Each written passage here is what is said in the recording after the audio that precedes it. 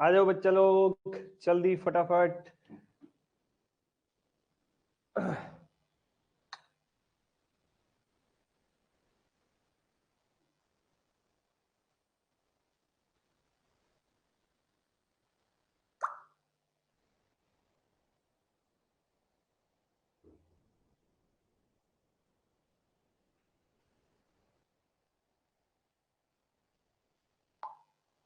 Hello Aditi, hello Kancha, कैसे है? Welcome back to the app.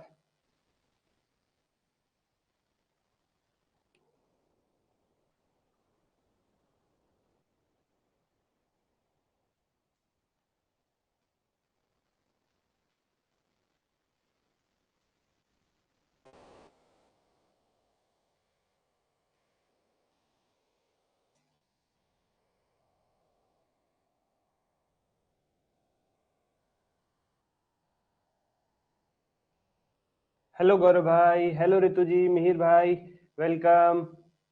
Good afternoon. मैं अच्छी हूँ, आप बताइए कैसे? मैं भी बढ़िया जी। ठीक है सर, आप बताओ कैसे हो? अदिति जी बढ़िया, कांचा जी मैं भी बढ़िया। बहुत बहुत स्वागत है आप लोगों का।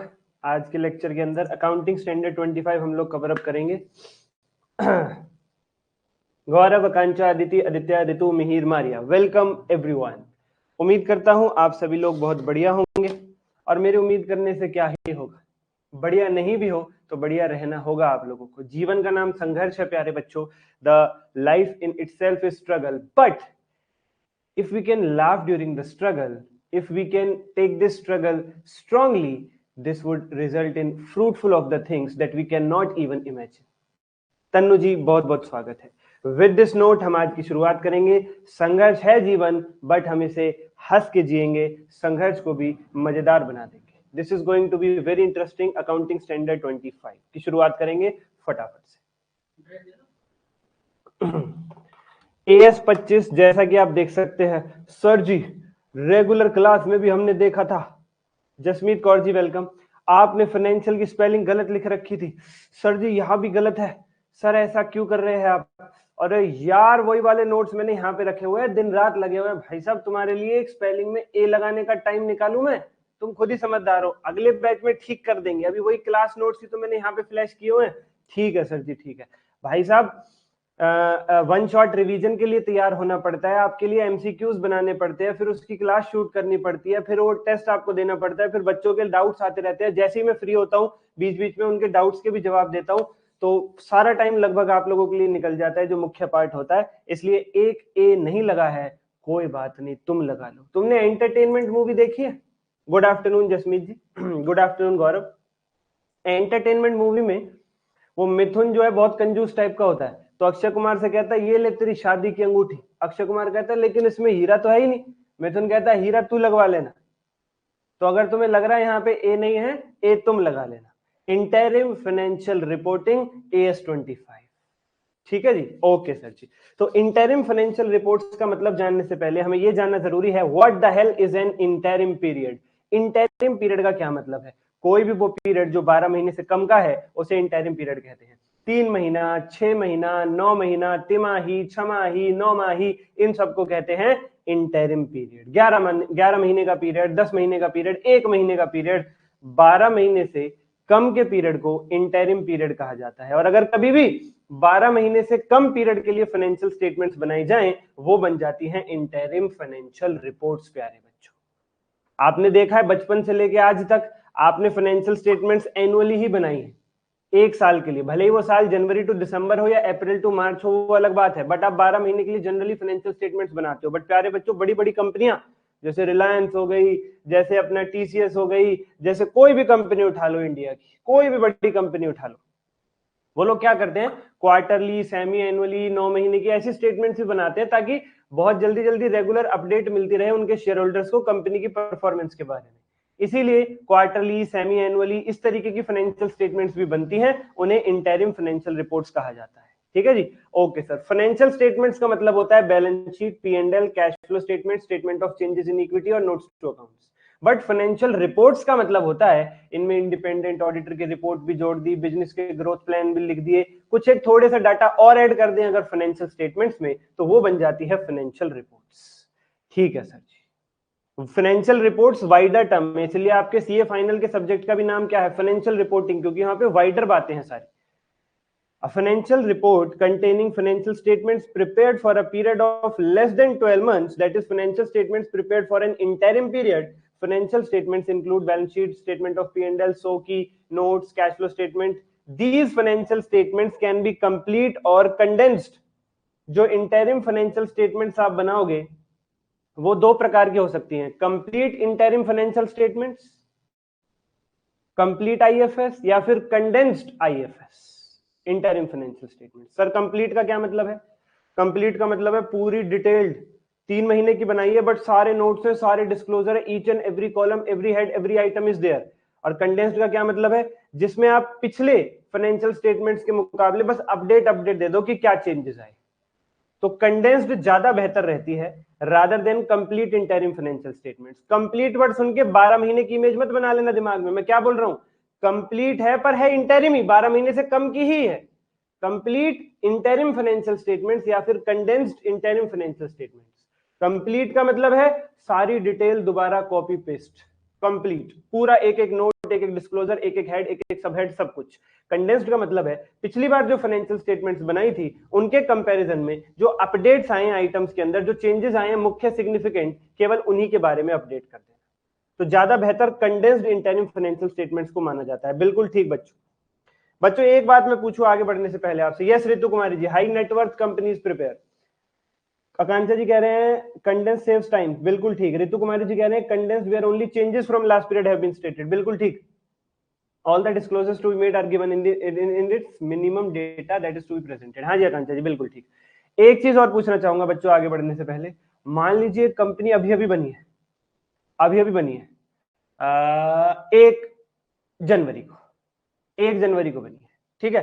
तो जब 31 मार्च अभी आने वाली है 15-16 दिन बाद, तो उसका तो 1 जनवरी से लेकर 31 मार्च तक का ही डाटा बनेगा, उससे पहले तो वह एग्जिस्ट ही नहीं कर रही थी। तो उसका भी ये डाटा 3 महीने का हो गया, जनवरी फरवरी मार्च। तो उसके इस वाले 3 महीने के डाटा को हम इंटरिम फाइनेंशियल रिपोर्ट्स कहेंगे क्या? क्या कहते हो प्यारे बच्चों, इस डाटा को हम इंटरिम फाइनेंशियल रिपोर्ट्स कहेंगे क्या? What do you people say? No, no. अगर कंपनी का पहला साल है, उसके इनकॉर्पोरेशन जो है वो साल के बीच में हुआ है, इस वजह से जो पीरियड है वो 1 साल से कम आ रहा है, तो AS 25 नहीं लगेगा, वो इंटरिम फाइनेंशियल स्टेटमेंट्स नहीं कहलाएंगे।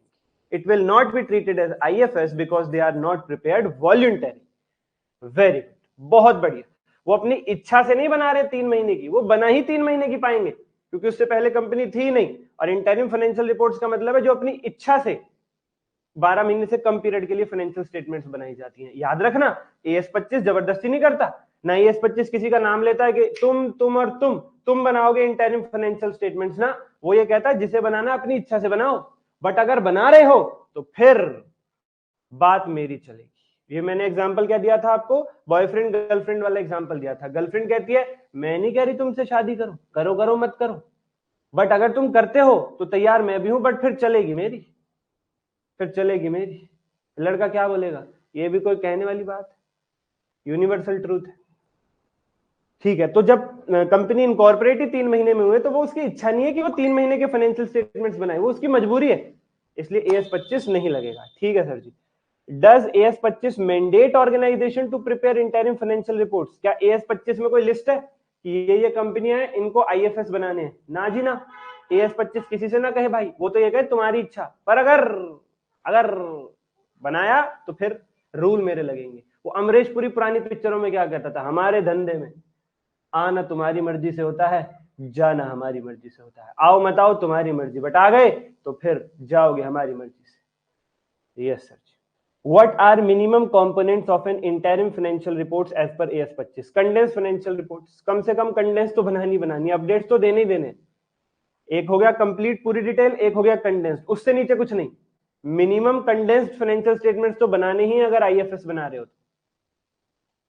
What are the principles for recognition and measurement in a complete or condensed financial statement as per AS 25? अब सर आप बार बार कह रहे हो कि इच्छा है IFS बनाओ मत बनाओ, बट अगर बनाओगे तो AS 25 की बातें माननी पड़ेंगी। कौन सी बातें हैं AS 25 की जो हमें माननी पड़ेंगी अगर हम इंटरिम फाइनेंशियल रिपोर्ट्स बनाते हैं? तो AS 25 कहता है भले ही तुम कंडेंस्ड वाली इंटरिम फाइनेंशियल रिपोर्ट्स बना रहे हो या कंप्लीट वाली इंटरिम फाइनेंशियल रिपोर्ट्स बना रहे हो, तुम्हें एक तो एक्रूअल कॉन्सेप्ट फॉलो करना है और दूसरा एक्सपेंस और इनकम को डेफर नहीं कर सकते हो। जिस क्वार्टर की जिस महीने की इनकम एक्सपेंस है उसी महीने में जाएगी, आगे पीछे मत कर देना, न आगे न पीछे, न अग्गू न पिछू। ठीक है, okay sir. Okay, sir. Accrual and expense and income cannot deferred into next period. Very good, Ritu Kumari ji. But if made AS25 applicable and statutory compliance like SEBI on listed. आकांक्षा जी और एक कदम आगे चले गए हैं। Okay जी, good, ठीक। अगला point, AS25 versus clause 31 and 33 and 41 of listing agreement. ये क्या है सर जी? बच्चों, सेबी के अंदर क्लॉज 33 और 41 है लिस्टिंग एग्रीमेंट के अंदर। उनमें लिखा हुआ है कि जो लिस्टेड कंपनीज हैं उन्हें क्वार्टरली फाइनेंशियल स्टेटमेंट्स बनानी है। और प्यारे बच्चों, उन क्वार्टरली फाइनेंशियल स्टेटमेंट्स को बनाने का जो प्रेजेंटेशन और डिस्क्लोजर का तरीका है वो भी क्लॉज 33 और 41 नहीं बताया है। देखो प्यारे बच्चों, चार चीजें होती है, एक रिकॉग्निशन, एक मेजरमेंट, एक प्रेजेंटेशन एंड एक डिस्क्लोजर। रिकॉग्निशन, मेजरमेंट, प्रेजेंटेशन और डिस्क्लोजर। अगर लिस्टेड कंपनियों को हटा दें, लिस्टेड कंपनियों से अलग कोई भी संस्था अपने इंटरिम फाइनेंशियल स्टेटमेंट्स बनाती है तो उसका रिकॉग्निशन, मेजरमेंट, प्रेजेंटेशन, डिस्क्लोजर चारों चीजें AS25 के हिसाब से होगी। बट लिस्टेड कंपनीज के ऊपर क्लॉज 33 और 41 लगते हैं लिस्टिंग एग्रीमेंट के। उनमें लिखा हुआ है कि तुम्हें क्वार्टरली फाइनेंशियल स्टेटमेंट्स बनाने हैं और प्रेजेंटेशन, डिस्क्लोजर हम बताएंगे। तो प्रेजेंटेशन और डिस्क्लोजर 33 और 41 के ही लगेंगे लिस्टेड कंपनियों के ऊपर। रिकॉग्निशन और मेजरमेंट के लिए AS25 को बुला लिया जाएगा। बोलिए, बात समझ में आती है?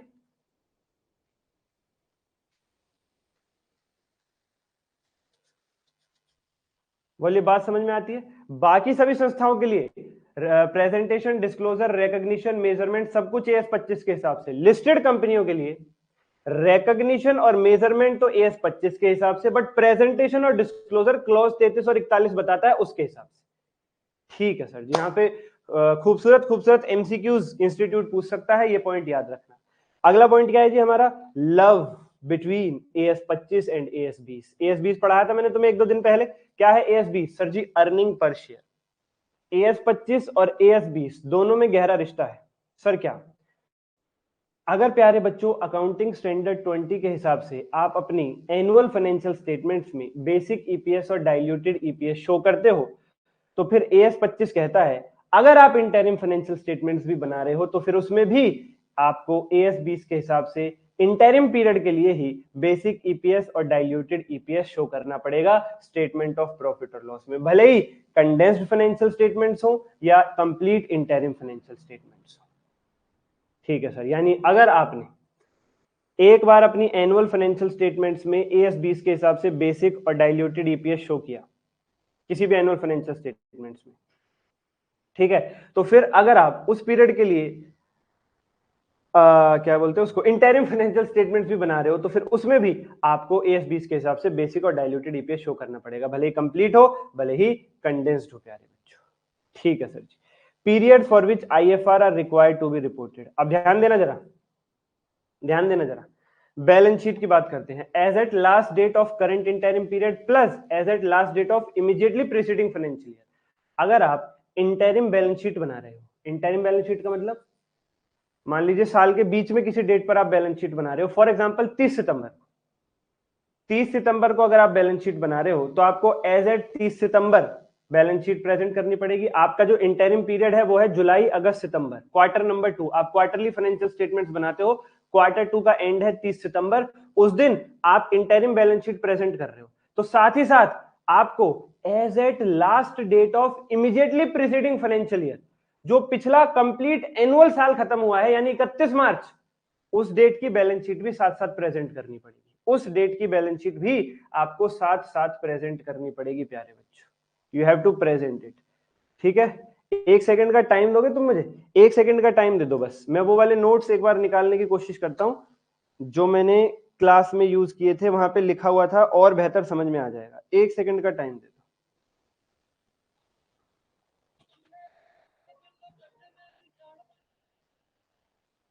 हर्ष एक सेकंड ड्राइव देके जाना, एक सेकंड बच्चों, 1 मिनट का टाइम दो बस, ड्राइव से मैं वो नोट्स एक बार निकालने की कोशिश करता हूं, मिल जाए तो।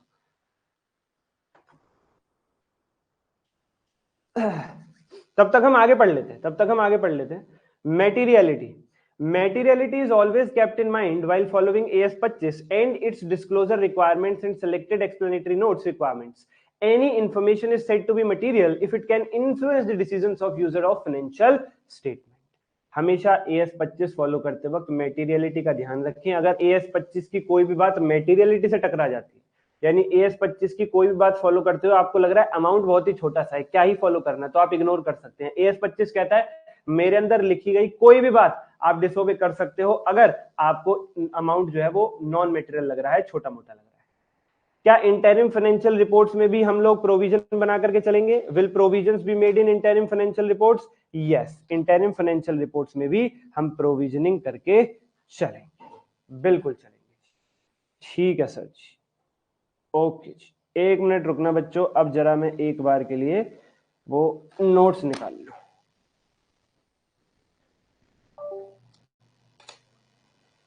खुल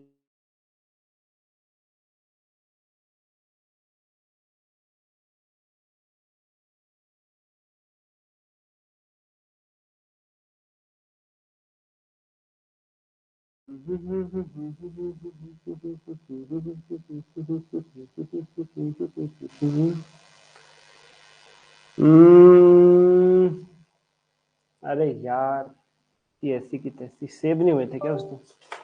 नहीं मिल रहा। मैं तुम्हें राइटिंग पैड पे फिर से समझाता हूँ, नो वरीज, समझ में आनी चाहिए बात।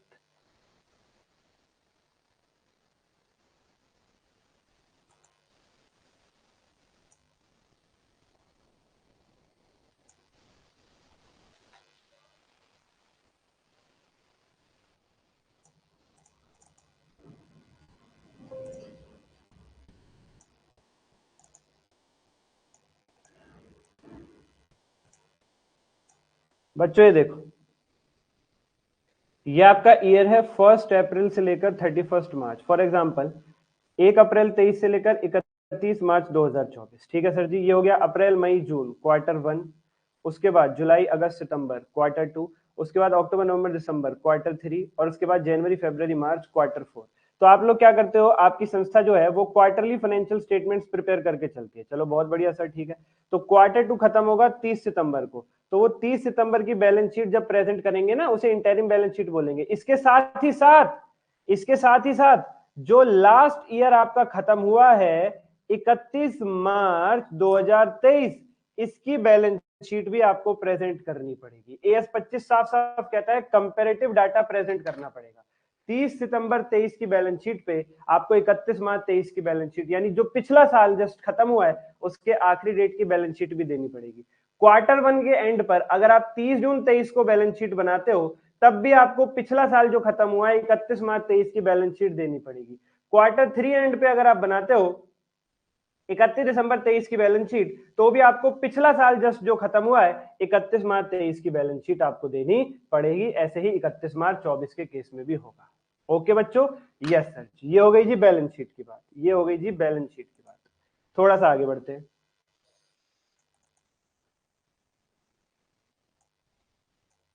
चल भाई चल भाई चल भाई बादल चल भाई मोती, मैं सच कहता हूं। हाँ जी, उसके बाद स्टेटमेंट ऑफ प्रॉफिट और लॉस, SPL की बात करते हैं।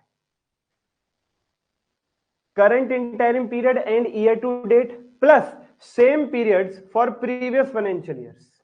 है सर, ये बात समझ में नहीं आई सर, इसने तो डरा डाला सर। दोबारा से पैड पे चलो प्यारे बच्चों, क्यों डरते हो, क्यों डरते हो जब हम हैं संग, क्यों डरते हो तुम बच्चों।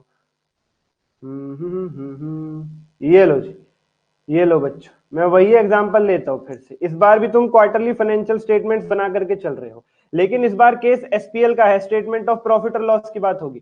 तो तुम यहां पे स्टेटमेंट ऑफ प्रॉफिट और लॉस बनाते हो Q2 के लिए, यानी जुलाई से लेकर सितंबर तक के लिए, जुलाई से सितंबर तक के लिए। तो इसके साथ साथ जुलाई से सितंबर 2023 का अगर तुम SPL बनाओगे, तो इसके साथ साथ ईयर टू डेट, यानी शुरू से लेकर एंड तक का एक एसपीएल और देना पड़ेगा आपको, अप्रैल से लेकर सितंबर 23 तक का, अप्रैल टू सितंबर 23 तक का पीएनएल देना पड़ेगा। और इतना ही नहीं, अप्रैल टू सितंबर 22 का भी पीएनएल देना पड़ेगा, और जुलाई टू सितंबर 22 का भी पीएनएल देना पड़ेगा। यानी 4 हो गए सर ये तो। इससे बढ़िया कोई इंटरिम पीएनएल बनाए ही ना।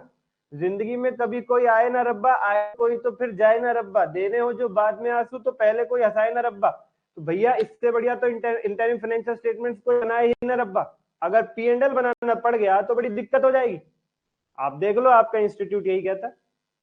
इंस्टीट्यूट क्या है, AS25 यही कहता है, अगर तुमने जुलाई टू सितंबर 23 का बनाया तो अप्रैल टू सितंबर 23 का भी पीएनएल देना पड़ेगा, अप्रैल टू सितंबर 22 का भी पीएनएल देना पड़ेगा, और जुलाई टू सितंबर 22 का भी पीएनएल देना पड़ेगा। ले बाबा बताओ, ये कोई बात है सर जी? ये कोई बात है? एक का 4 कर रहे हैं सर जी। अब है तो है, मानना ही पड़ेगा। सही बात है, ऋतु कुमार जी कह रहे हैं, सारे बच्चे हंस रहे हैं। Good, keep the momentum up. Yes sir ji. Sir quarter 3 होगा। हाँ, अगर तुम अक्टूबर नवंबर दिसंबर का पीएनएल बना रहे हो, अक्टूबर नवंबर दिसंबर 2023 का, तो अप्रैल टू दिसंबर 23 का पीएनएल भी देना पड़ेगा, और इन्हीं दोनों का बैक पीरियड का पीएनएल भी देना पड़ेगा, अप्रैल टू दिसंबर 22 का भी और अक्टूबर टू दिसंबर 22 का भी। ठीक है सर जी, ठीक है जी, ओके जी, ओके। आगे बढ़ते हैं sir, let's move ahead. Statement की बात करते हैं। कैश फ्लो स्टेटमेंट तो बड़ी ही सिंपल है। कैश फ्लो स्टेटमेंट तो बड़ी ही सिंपल है। For current financial year to date plus same period of previous financial year. अगर बच्चों आप जुलाई अगस्त सितंबर क्वार्टर नंबर 2 की कैश फ्लो स्टेटमेंट बना रहे हो, तो आपको current financial year to date शुरू से एंड तक की देनी है। अब ये मत समझना कि जुलाई अगस्त सितंबर की भी देनी है और अप्रैल टू सितंबर की भी कैश फ्लो स्टेटमेंट देनी है। नहीं, किसी भी क्वार्टर की आप बनाओ, साल के पहले दिन से लेकर उस क्वार्टर की आखिरी डेट तक आपको देना पड़ेगा cash flow statement. Particular quarter की नहीं बनेगी। AS25 बनाना है, तुम अपने लिए बनाओ, बात अलग है। AS25 कहता है 30 सितंबर को भी कैश फ्लो बना रहे हो ना, तो खाली जुलाई अगस्त सितंबर का नहीं बनेगा, अप्रैल टू सितंबर की ही कैश फ्लो स्टेटमेंट बनेगी for current financial year to date. अगर तुम अक्टूबर नवंबर दिसंबर का कैश फ्लो स्टेटमेंट 3 महीने का बनाना चाहते हो, तुम अच्छा बना के अपने पास रखो इंटरनल पर्पस के लिए, बट AS25 कहता है अप्रैल से ही दिसंबर तक की ही बनेगी कैश फ्लो स्टेटमेंट, साल के पहले दिन से लेकर एंड तक। और साथ ही साथ कंपेरेटिव डाटा भी दे देना, पिछले साल का कंपेरेटिव भी दे देना। ठीक है सर जी, ओके जी। तो ये बात हमें समझ में आ गई जी। सर जी यहाँ पे बैलेंस शीट, SPL और कैश फ्लो स्टेटमेंट के लिए इस साल के अब तक के और लास्ट ईयर के सेम पीरियड की, बिल्कुल ठीक। कैश फ्लो स्टेटमेंट की अगर बात होगी तो साल के पहले दिन से लेकर इंटरिम पीरियड की आखिरी डेट तक की बनेगी, और same period of previous year की। बस 2 ही होंगी, बस 4 नहीं होंगी, ओनली 2। ठीक है सर जी। सर एक आखिरी लाइन रह गई, tax will be calculated for every quarter separately based on quarterly income into weighted average income tax rate calculated with the help of estimated income were required. बता सकते हो बच्चों कौन सी इलस्ट्रेशन थी इसके ऊपर हमारे एएस में, हमारे अकाउंटिंग स्टैंडर्ड में इसके ऊपर कौन सी इलस्ट्रेशन थी? क्या आप बच्चे बता सकते हो? Can you people tell me which illustration? और मे बी द प्रैक्टिकल भी हो सकता है। मैं देखना चाहता हूं आप लोग जो है कितना जो है ध्यान रख के चल रहे हैं चीजों को। अभी अभी हुआ है AS25, कुछ एक दिन ही हुए।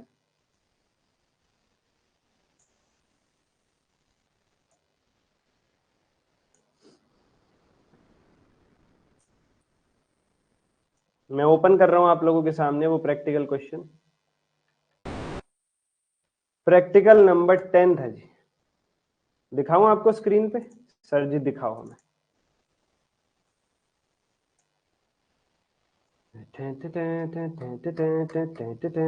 ये रहा जी प्रैक्टिकल 10, दिख गया होगा उम्मीद करता हूं।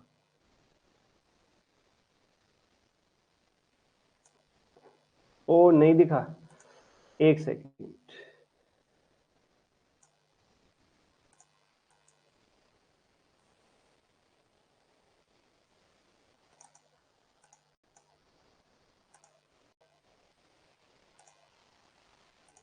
एक सेकंड में फ्लैश करता हूं बच्चों, एक सेकंड रुको।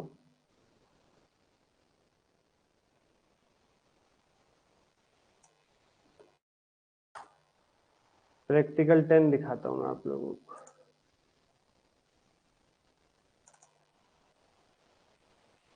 ये लो बस 3, 2, 1 ये आ गया जी आपके सामने स्टडी मटेरियल। यस सर, इसमें नीचे आते हैं हम लोग प्रैक्टिकल नंबर 10, ये रहा,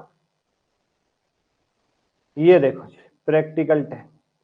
अब दिख गया होगा आपको अपने इस कंप्यूटर स्क्रीन पर। An enterprise reports quarterly estimates an annual income of 10 lakh, assume tax rate on पहले 5 लाख पे 30%, बैलेंस इनकम पे 40%, estimated quarterly income are 2.5 lakh, 375 and 3 lakh. Calculate tax expense to be recognised in each quarter. क्या information है, क्या information है? पूरी information को एक बार पैड पे लिखते हैं और देखते हैं ये क्वेश्चन क्या कह रहा है। एक बार इंफॉर्मेशन लिखेंगे, क्वेश्चन जो है नेस्तो नाबूद हो जाएगा अपने आप ही। 2 मिनट भी नहीं लगेंगे इसके अंदर और सारी बात आपको समझ में आ जाएगी और सटासट हम एमसीक्यूज की तरफ जो है वो अपने कदम बढ़ा देंगे। ये लो जी, ये हमारा ईयर है 1 अप्रैल से लेकर 31 मार्च। क्वार्टरली फाइनेंशियल स्टेटमेंट्स बनाना चाहती है ये संस्था और इसने एस्टिमेट किया है कि इसकी जो पूरे साल की इनकम होगी वो 10 लाख होगी। एडवांस टैक्स के लिए भी हम एस्टिमेट करते हैं ना, वही वाला एस्टिमेट इन्होंने यूज कर लिया होगा। हालांकि एडवांस टैक्स अलग चीज है, ये अलग चीज है। ठीक है, क्वेश्चन ने क्या दे रखा है, टैक्स रेट्स क्या दे रखे हैं। पहले 5 लाख पे फर्स्ट 5 लाख पर दे रखा है जी 30% और इससे ऊपर जो भी कमाओगे उस पे 40%।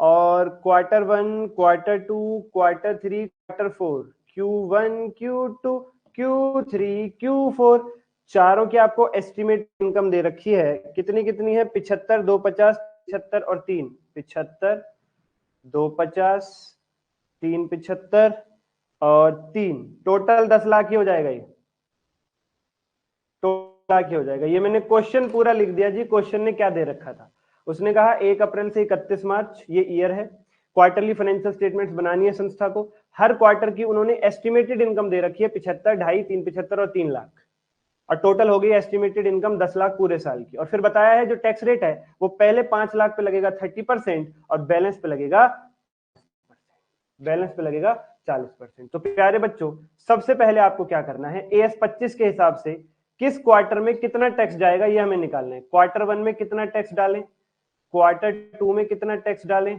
क्वार्टर 3 में कितना टैक्स डालें और क्वार्टर 4 में कितना टैक्स डालें, ये सानू जानना है। तो क्या करना है, पहले टोटल टैक्स बताओ कितना बनेगा, पूरे 10 लाख पे कितना बनेगा ये बताओ। पूरे 10 लाख पे कितना टैक्स बनेगा, प्लीज टेल मी। ये रहा ना, पहले 5 लाख पे 30% और फिर उसके बाद 40%। तो बताओ जल्दी, जल्दी बताओ, मैं देखूं तुम्हें। आज वो दिन आया जब मैं तुम्हें चेक करूंगा। जल्दी बताओ जल्दी। 35,000 is the correct answer. Very good Tannu ji, very good Tannu ji. 35,000, 35,000, 35,000 बनेगा यार, ये क्या बोल रहे हैं। एक जीरो कम लगा दिया यार आपने यार। तन्नू जी एक जीरो रह गई। अब तन्नू जी एक जीरो की कीमत जाननी है तुम्हें। यूट्यूब पे एक ऐड देखना, एमसील की ऐड है। पिताजी गुजर रहे होते हैं और बेटा कहता है कि पिताजी एक जीरो और एक जीरो और एक जीरो और लगाता, जीरो जीरो लगवाता है, ऊपर से बूंद टपकती है, सब मिट जाता है। जीरो की बड़ी अहमियत है, याद रखना। जीरो वाली गलती बिल्कुल नहीं चलेगी। ठीक है सर जी, ठीक है। तो एमसील लगवाओ, खुश रहो और पेपर के लिए जीरो लगाओ, पूरे नंबर पाओ। ऐसा ना हो एग्जामिनर भी जीरो लगाना भूल जाए। Sir this is our hobby, please don't talk about it. Okay, कितना बनेगा, पहले 5 लाख पे 30% यानी कि 1.5 लाख रुपए और फिर 10 लाख है ना टोटल इनकम, तो अगले 5 लाख पे 40% लग जाएगा 2 लाख। टोटल हो गया 3.5। टोटल 3.5 लाख का टैक्स टोटल 10 लाख की इनकम पे। एवरेज रेट कितना आ गया, 35%। वेटेड एवरेज रेट कितना आ गया प्यारे बच्चों, 35%। अब आपको कुछ नहीं करना, हर क्वार्टर पे वेटेड एवरेज रेट लगा दो। 75,000 into 35%, 2.5 lakh into 35%, 3.75 lakh into 35%, 3 lakh into 35%. This is it. This is it.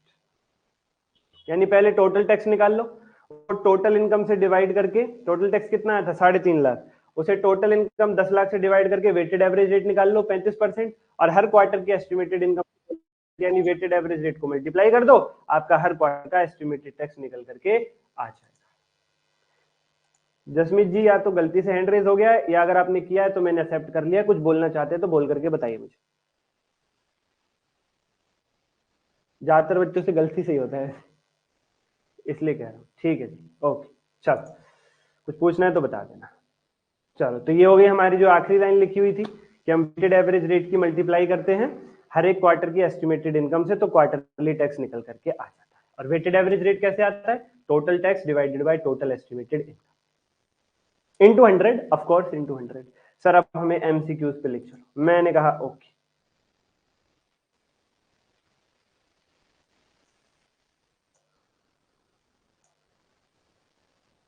शाबाश रितु जी, तन्नू जी, रितु, आकांक्षा जी, उसके बाद सभी बच्चों ने सही जवाब दिया है। गौरव भाई, मारिया जी, जसमीत जी ने तो पूरी कैलकुलेशन लिख करके भेजी है, आदित्य भाई ने भी भेजा है 35% rate, Ritu Kumari ji 30-40 each quarter, very good Jasmeet ji, very good.